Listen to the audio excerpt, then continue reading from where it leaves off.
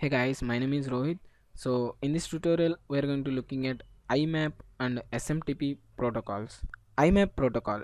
IMAP stands for Internet Access Message Protocol. It is a standard protocol for accessing email on a remote server from a local client. IMAP is an application layer internet protocol using the underlying transport layer protocols to establish host to host communication services for application. This allows the use of remote mail server.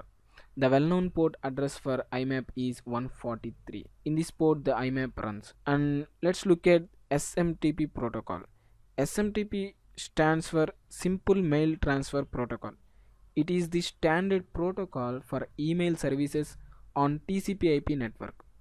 SMTP provides the ability to send and receive email messages.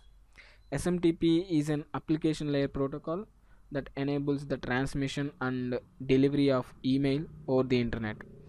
SMTP is created and maintained by IETF, Internet Engineering Task Force. So by simply IMAP controls how internet messages are sent.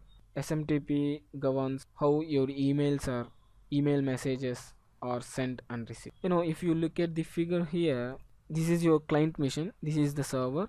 Whenever you are sending an email, if you look at here, the SMTP protocol is incorporated here, and when another client is receiving your mail, then he is using IMAP protocol. So that's pretty much it from IMAP and SMTP protocols. Thank you guys for watching this tutorial. Don't forget to subscribe, and I'll see you guys in the next tutorial.